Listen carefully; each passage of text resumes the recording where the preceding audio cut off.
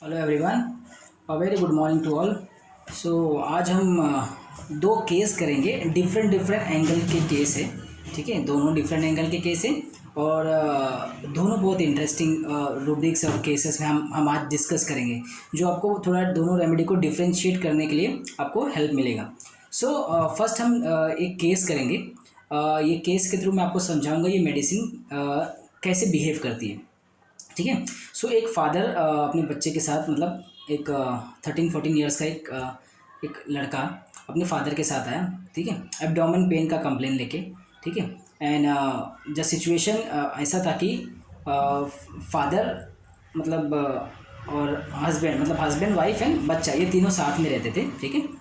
And father के साथ हम बच्चा लेके, यूजुअली मदर आती है, ठीक है। मोस्टली केसेस में हम देखते हैं बच्चे के साथ या तो मदर आती है, कुछ केसेस में फादर। तो इस केस में फादर के साथ आया, ठीक है। तो बच्चा वॉज लुकिंग वेरी सैड, ठीक है। पेन उसको तभी भी लग रहा था, उसको पेन एब्डोमेन में उस समय भी पेन था, मगर सीवियरिटी वॉज लेस, मतलब जितना उसको होता है।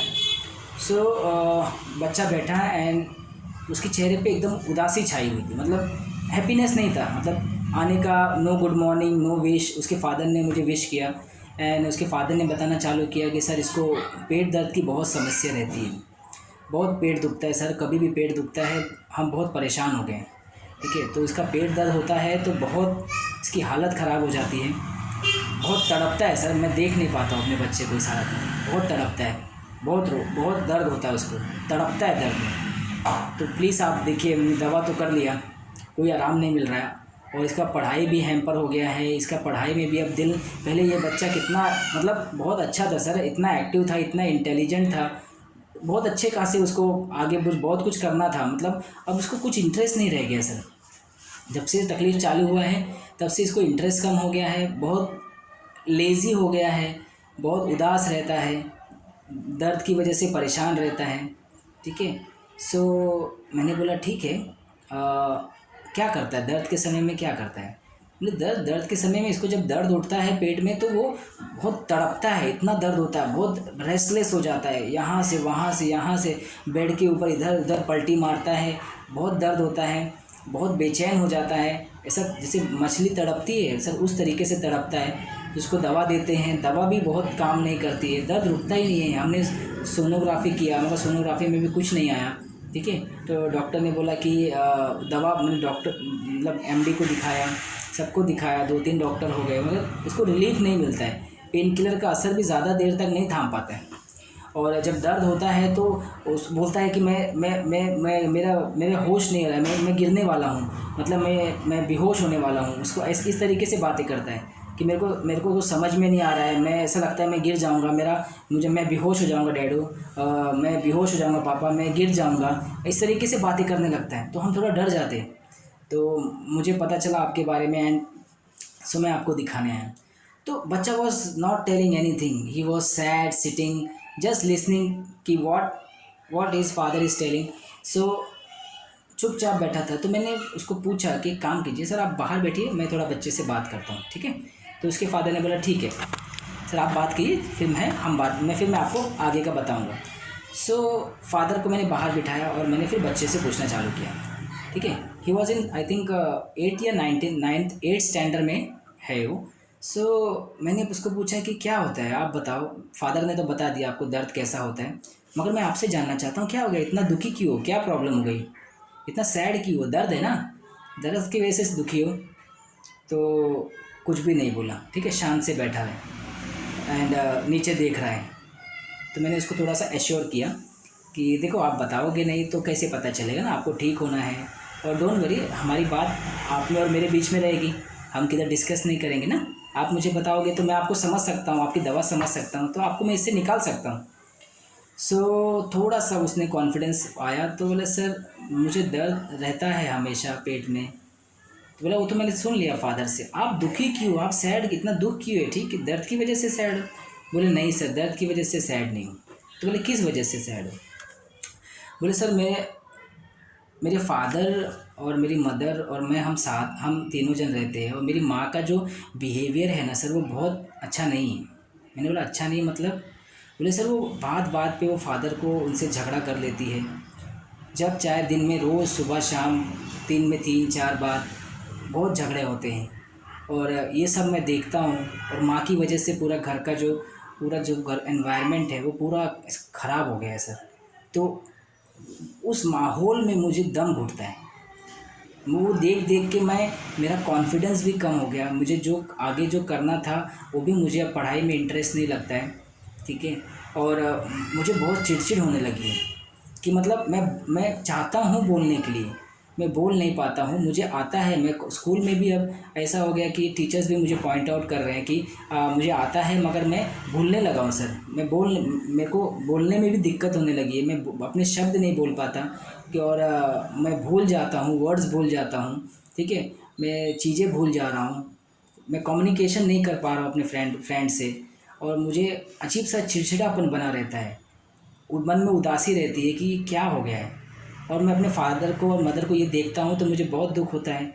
और मैं देखता हूँ कि इनकी वजह से तो घर का मेरे फादर तो सर बहुत अच्छे हैं, मगर मेरी मदर जो है वो बहुत झगड़ा करती है, बहुत बहुत चिल्लाती है, अब्यूज़ करती है, जिसकी वजह से पूरा माहौल, मेरे घर का पूरा माहौल ख़राब हो जाता है। और उस माहौल में मुझे बहुत तकलीफ़ होती है, मैं अच्छा नहीं लगता सर। वो पूरा ख़राब हो जाता है, फिर कोई किसी से बात नहीं करता है। एंड ये सब देख देख के फिर मैं बहुत दुखी महसूस करता हूँ, सैड। तो मैं किससे जाके बात करूँ।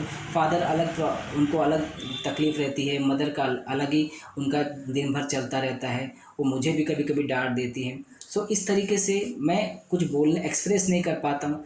एंड उसको अचानक से बोलते बोलते वो दर्द चालू हो गया, ठीक है, पेन चालू हो गया। तो वो जब पेन चालू होता है तो वो ऐसे इस तरीके से पीछे की तरफ ऐसा ऐसा तान के बैठा था। तो मैंने उसको पूछा ऐसे क्यों बैठे हो। बोले सर दर्द होता है। तो बोला ऐसे करने से क्या होता है। बोले सर ऐसे बैठने से, सीधा बैठने से मुझे ना थोड़ा आराम लगता है। अगर मैं थोड़ा ऐसा झुकाऊंगा ना तो मेरा दर्द बढ़ जाता है, तो मुझे इस पोजीशन में थोड़ा आराम लगता है, इसलिए मैं जब भी दर्द होता है तो मैं ऐसे बैठ जाता हूँ, ऐसा एकदम इरेक्ट पोजीशन में। मैंने बोला ठीक है चलो, मैं और कुछ बोलना है। बोला नहीं सर बस यही है। इसी वजह से मैं मतलब उसके बाद से मैं ये सब पेट दर्द की मुझे तकलीफ़ चालू हो गई। और मुझे बहुत दर्द होता है। जब दर्द होता है तो मैं अपना होश मेरे को समझ में नहीं आता। मैं ऐसा लगता है कि मैं गिर जाऊंगा, मैं अपना होश में नहीं रहूँगा। तो पेट इतना दर्द होता है, मैं बहुत इधर उधर बहुत तड़पता हूँ सर। मतलब बहुत दर्द होता है, मेरे को सहन नहीं होता है, इतना दर्द होता है, बहुत बेचैनी रहती है। मैंने बोला ठीक है चलो मैं दवा देता हूँ। हाँ अभी दर्द है, मैं आपको दवा देता हूँ, मुझे कल इन्फॉर्म कीजिए। मैंने उसे 10-10 मिनट में 5 डोज दिए, हाँ, 30 पोटेंसी के। 30 पोटेंसी देने के बाद शाम तक उसका दर्द कम हो गया, ठीक है। और मैंने उसने कल कॉल किया तो उसको कल दर्द नहीं था, ही वॉज फाइन। और मैंने बोला ठीक है 10 दिन में बताइए। मेडिसिन मैंने 10 दिन का दिया था। 10 दिन के बाद उसको आया कि 2 एपिसोड हुए थे पेन के, एंड दोनों पेन बहुत लाइट पेन था, और वापस से अपने आप चला गया जल्दी, बहुत लंबा नहीं था। 15 डेज़ के बाद वापस से 2 या 3 एपिसोड बहुत माइल्ड हुए थे सर, वो निग्लेजिबल थे, मतलब काफ़ी कम थे। 1 महीना एकदम नॉर्मल, कोई दर्द नहीं हुआ उसके बाद, ठीक है। ये बच्चा मेरे पास 6 से 8 महीना रहा, and he is absolutely fine. उसका पेन चला गया, उसका दर्द चला गया, एंड वो पहले जैसा एक्टिव हो गया, जो इंटरेस्ट उसका लूज़ हो गया था। इस केस में आपको देखने वाला एक बात क्या है कि उसने क्या बोल रहा है उसके फादर ने। पहले हम फादर का कन्वर्सेशन सुनते हैं। फादर ने बताया कि वो तड़पता है, इतना दर्द होता है कि सर वो हम देख नहीं पाते उसकी तड़प को, इतना वो दर्द में रहता है, इतना तकलीफ़ में, इतना पीड़ा में रहता है। वो तड़पता है। तो anguish pain from in abdomen, ठीक है, anguish pain from in abdomen, anguish है ना, तड़प रहा है, इतना दर्द हो रहा है, ठीक है। और फिर फादर ने क्या बताया कि वो क्या बोलता है दर्द में कि वो गिर जाएगा, उसे होश नहीं आता, उसे समझ नहीं आता, उसको लगता है कि वो गिर जाएगा, अपना होश खो बैठेगा, ठीक है। Delusion consciousness he would lose his consciousness. इसने ऐसे ही बोला ना कि delusion consciousness he would lose his consciousness. तो अपना कॉन्शियसनेस लूज देगा वो, अपना उसका कॉन्शियस लेवल एकदम लूज हो जाएगा और वो गिर जाएगा, ठीक है। तो इस तरीके से वो उसके डैड ने बताया। अब प्रॉब्लम कहाँ से शुरू हुई है, ये जो रूब्रिक्स मैंने सिलेक्शन की मेरे फादर के कन्वर्सेशन पे भी है और बच्चे ने भी बताया। इसका प्रॉब्लम क्या हुआ कि इसकी माँ जो है ना बहुत गुस्से वाली है, झगड़ा करती है, दिन भर फादर को बोलती है, लड़ती है, झगड़ती है। एंड वो जो माहौल जो एक है ना पेरेंट्स का और चाइल्ड का, वो पूरा स्पॉइल कर दिया है। और ये स्पॉइल की वजह से उसको अंदर ही अंदर बहुत दुख होता है, चिड़चिड़ा हो गया है, उसका काम में एकदम लेज़ी हो गया है, बहुत कुछ मतलब सब जो उसका जो बहुत अच्छा होशियार बच्चा था वो एकदम डाउन हो गया है, एम्बिशंस ख़त्म हो गया उसका पढ़ाई का, ठीक है, इंटरेस्ट नहीं रह गया किसी में, ठीक है। सो अब इसको समझिए, मदर क्या है, मदर चाइल्ड नर्सिंग का काम करती है, डेवलपमेंट का काम करती है, ठीक है। मगर यहाँ मदर क्या काम कर रही है, मदर एनवायरनमेंट को स्पॉइल कर रही है। So because of that environment की चक्कर में वो जो स्पॉइल कर रही है, यहाँ बच्चा क्या फील कर रहा है, इरिटेबिलिटी, चिड़चिड़ापन बना रहता है बिकॉज ऑफ वो देख देख के। तो इरिटेबिलिटी आफ्टर पोल्यूशन, पोल्यूशन क्या होता है, पोल्यूशन क्या होता है कि एनवायरनमेंट में बहुत सारे जो गंदी गंदी चीज़ें हैं, जो चीज़ें स्पॉइल कर देती है, केमिकल्स हो गया, पॉल्यूटेड एयर हो गया, ठीक है, और कुछ अलग अलग चीज़ें जो एनवायरनमेंट को पॉल्यूट कर देती है, ख़राब कर देती है। तो वहाँ आपको you are very difficult to breathe. जैसे दिल्ली का एग्जांपल ले लीजिए, वहाँ का वातावरण कितना पॉल्यूटेड है, ठीक है। तो लोगों को सांस लेने में दिक्कत होती है। हम सांस कब ले सकते हैं, खुली हवा में, ठीक है, ओपन एयर, जहाँ हम इजी ब्रीथ कर सके, इजी रिलीज कर सके। बट यहाँ मदर ने क्या कर दिया है, पूरे एनवायरनमेंट को स्पॉइल कर दिया है। एंड बिकॉज ऑफ दैट, उसकी चक्कर में ये बच्चा क्या हो गया है, इरिटेबिलिटी आफ्टर पोल्यूशन, पूरा घर का माहौल पॉल्यूट हो चुका है, ठीक है। लेजीनेस आफ्टर पोल्यूशन, उसके बाद वो पूरा कोई काम में इच्छा नहीं रहेगी, ना पढ़ाई में, ना कुछ में, किसी में interest, all ambitions loss of, ठीक है, इसका एम्बिशंस जो था वो लॉस हो गया है because of this pollution after restlessness, pain from, sadness from pollution, ठीक है, पोल्यूशन, क्योंकि मदर क्या कर रही है, पोल्यूट कर रही है ना, मदर पोल्यूट कर रही है एनवायरनमेंट को। और इसलिए, और उसके फादर ने बताया सर ये फिर लोगों से इंटरेक्शन कम कर दिया है। लोगों घर में अगर कोई फीमेल औरत आती है ना तो इसको पसंद नहीं है, इसको अच्छा नहीं लगता है, ये उनसे मिलता नहीं है, ठीक है, ये उनसे दूर भागता है, उनको पसंद नहीं। तो मैंने उससे पूछा था कि ऐसा क्यों करते हैं, सर बोले मेरी माँ के इस बिहेवियर से मुझे पसंद नहीं है, मुझे अच्छे नहीं लगते। अब कोई भी उनकी फ्रेंड आती है तो मैं मिलने नहीं जाता हूँ, मेरे को पसंद नहीं है कोई औरत से, या फिर कोई फीमेल या कोई उनकी फ्रेंड, और ऐसे कोई भी लेडीज़ आती है तो मुझे अच्छा नहीं लगता है। मुझे तब से बहुत, एक तो मेरे को चिड़चिड़ होती है सर वो सब देख के, क्योंकि ये जो मम्मी की वजह से ऐसा हुआ है। ऊपर से वो जो फ्रेंड आते हैं उनसे मिलने के लिए, मुझे वो भी पसंद नहीं, मुझे लगता है वो नहीं आना चाहिए घर में। तो एवर्जन टू वुमेन, ये भी रूब्रिक है हमारे पास, aversion to women, sadness from pollution, laziness from pollution, irritability from pollution after, सारे रूब्रिक से आप देखेंगे, ठीक है। और स्कूल में जब टीचर पूछती है, बोलता है कि because of loss of ambitions, और ये जो पॉल्यूशन हुआ है उसकी वजह से वो उसका जो लैंग्वेज है उसको आते हुए भी वो बोल नहीं पाता है पूरी तरह से, वो कॉन्शियस में नहीं है। तो ये एमनीशिया क्या हो गया, एफेजिया विद एमनीशिया रूब्रिक है हमारे पास। एफेजिया मतलब language problem, he can not speak, he can not unable to speak because of amnesia, भूल जाता हूँ, चीज़ें भूलने लगा हूँ, फॉरगेटफुलनेस, ठीक है, फॉरगेटफुलनेस होने लगा है, चीज़ें याद नहीं रहती है, ठीक है। और वो याद भी रहे तो वो अपने आप को अनएबल टू स्पीक, वो बोल नहीं पाता है, कॉन्फिडेंस एकदम लो हो गया है। So this is the rubric of all the case. तो मेनली जो रूब्रिक है इसके अंदर जो मदर का पोल्यूशन जो पोल्यूट करके रखा है, तो आप वहाँ से मैंने जो रूब्रिक सोचा है वो irritability after pollution, laziness after pollution, sadness from pollution, ठीक है। मदर के इस बिहेवियर में एवर्जन टू वुमेन हो गया उसको, restlessness, pain from, anguish, abdomen pain in, amnesia, aphasia with amnesia, एक रूब्रिक है हमारे पास। इसमें मेरे ख्याल से 22 मेडिसिन है, ठीक है। तो ये मेडिसिन जो मैं बता रहा हूँ ये मेडिसिन उसके अंदर है, aphasia with amnesia.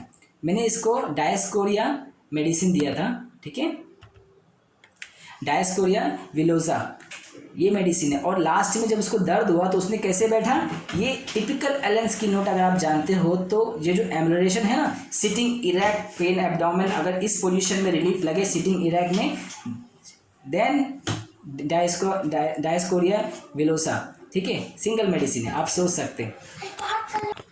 So ambulation from sitting erect abdomen pain, ठीक है। तो डायस्कोरिया विलोसा, तो इसको मैंने डायस्कोरिया विलोसा दिया, ठीक है, 30 पोटेंसी में। एंड 30 पोटेंसी देने के बाद उसका जो दर्द है वो धीरे धीरे करके एकदम बंद हो गया, और वो उसके बाद से ये फेज से वो निकल गया, ठीक है, उसका कॉन्सेंट्रेशन भी अच्छा हो गया, ठीक है। झगड़ा तो नहीं बंद हुआ घर का, मगर वो उस फेज में जो फंस गया था बिकॉज ऑफ पॉल्यूशन जो हुआ था मदर के थ्रू, जो उसके दिमाग में आ गया था, तो उसके बाद से वो निकल गया, ठीक है।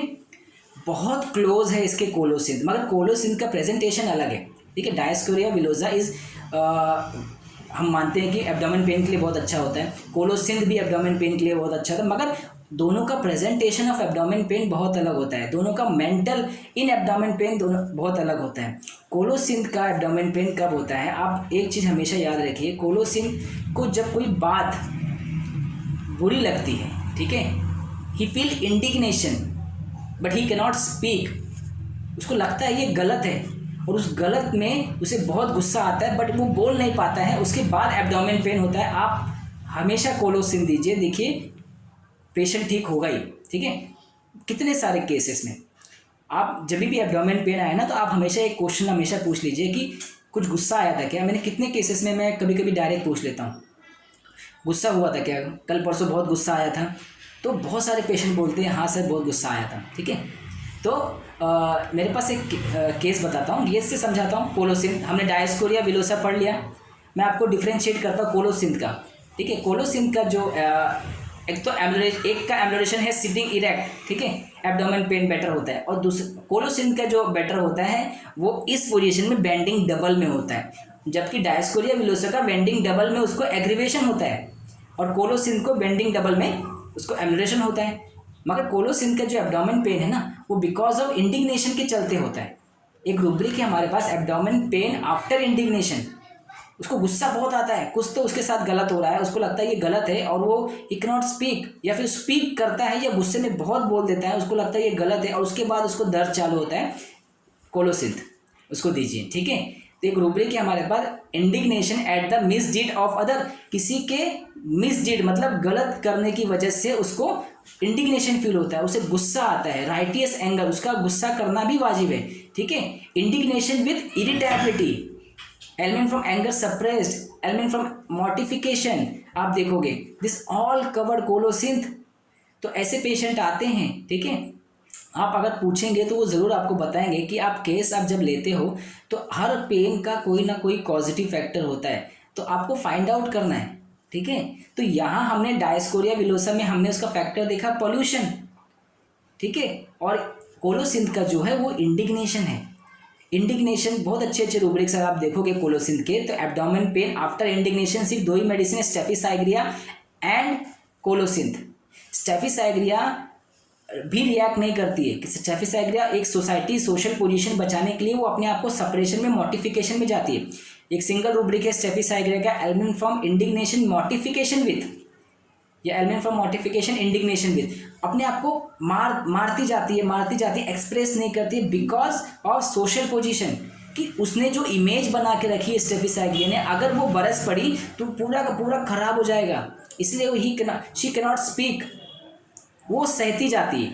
कोलोसिंथ इतना गुस्सा आता है, बहुत एग्रेसिव होता है, गुस्से में वो एक्सप्रेस भी कर देता है और सप्रेस भी करता है, और दोनों में राइटियस एंगर होना चाहिए कि उसके साथ कुछ तो गलत हो रहा है ना। इंडिग्नेशन मिसडीड ऑफ अदर में भी शायद मेरे को उसमें भी स्टेफिसाइग्रिया और कोलोसिंथ दोनों साथ में ही चल रहे हैं, ठीक है।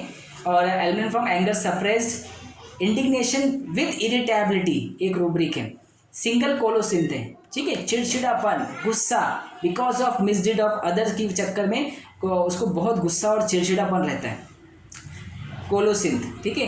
बेंडिंग डबल एम्बुलेंस तो हम तो अपने कॉलेज लाइफ में ही पढ़ लिए थे कि बेंडिंग डबल रहे तो कोलोसिंथ दो, और एक और डायस्कोरिया विलोसा अगर उसको बेंडिंग डबल में एग्रीवेट हो और सिटिंग पोस्चर में उसको रिलीफ हो तो डायस्कोरिया विलोसा। तो ये थोड़ा डिफरेंशिएट मैंने आपको कोलोसिंथ के साथ और स्टेफी के साथ कर दिया, ठीक है। तो आज तो मैंने उसे जो मैंने प्रेजेंट किया केस वो डायस्कोरिया विलोसा का था। तो डायस्कोरिया विलोसा 35 डोज वाटर में मैंने रिपीट किया था, उसके बाद उसको कंप्लेन वापस से नहीं आया, ठीक है, वो ठीक हो गया।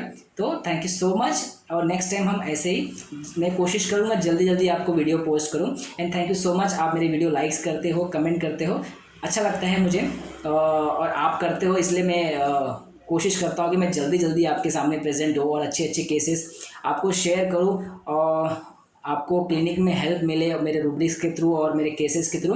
और आप मुझे कमेंट ज़रूर कीजिए कि आपने जो केस ट्रीट किया या फिर आपने जो रूब्रिक्स अप्लाई किए आपको उससे रिलीफ मिला पेशेंट को, तो वो मेरे लिए बहुत अच्छी बात होती है कि मुझे थोड़ा मोटिवेट करती है कि मैं और जल्दी जल्दी आपको वीडियो पोस्ट करूँगा। ठीक है, थैंक यू सो मच।